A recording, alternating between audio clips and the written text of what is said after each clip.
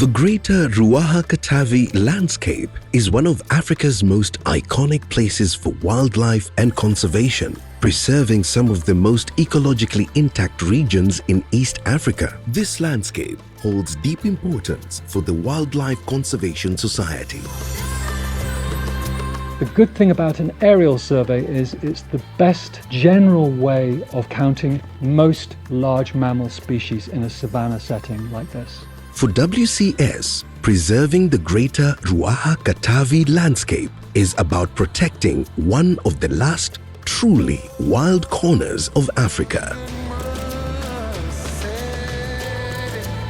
There is no way of understanding what the dynamics are, whether your conservation actions are succeeding, especially in wildlife terms, unless you also monitor wildlife numbers at scale on a regular basis. A mission to keep these ecosystems intact for generations to come. A survey like this is undertaken every 3 years, and these surveys provide the baselines, the key baselines in terms of the distribution of different species and the numbers of different species across this vast area. And using aircraft like this, in our case in this survey, 3 aircraft over roughly 4 weeks, flying systematically across the whole landscape, is the only way of generating the kind of data we need to compare the trends and the distribution of wildlife over time. In the heart of Ruaha Katavi, conservation faces a quiet battle. This survey is vital for understanding Ruaha Katavi's wildlife. It will map the numbers and locations of large mammals across 19 protected areas and community corridors, covering over 96,000 square kilometers.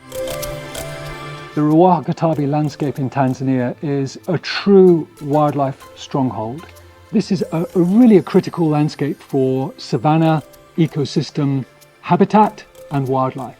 That's why WCS considers this as a wildlife stronghold. It's an area that must be protected at all costs. Aerial surveys provide a way of periodically checking on how your conservation activities and programs are having an impact on ultimately what you're here for, the wildlife and also human populations too, and how they're interacting with wildlife. Survey reports, they are important to provide them information to stakeholders.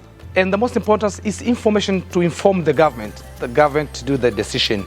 They need all this information from the survey reports. We are not recording only animals. We are recording several activities that is related to conservation. For example, we record if you're passing nearly the border or the boundaries, you see the human activity, so you record the human activity that lead to shrink the ecosystem or lead to loss the conservation or the ecosystem.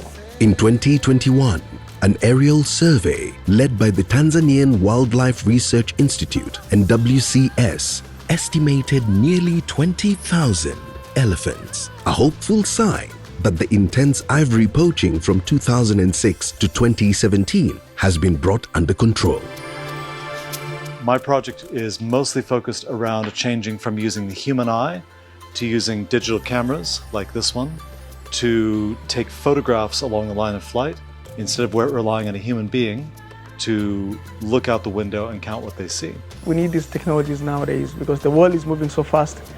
The artificial intelligence, it's moving, so it's helping human activities. So we are moving toward that, so we can't avoid this. We've done our best to maximize the use of this work to get as much information as we can for decision makers. The aerial survey is not just an important exercise, it's a key step in guiding our conservation efforts. By understanding the current state of wildlife, we can take the necessary actions to protect our wild animals and the natural places they call home.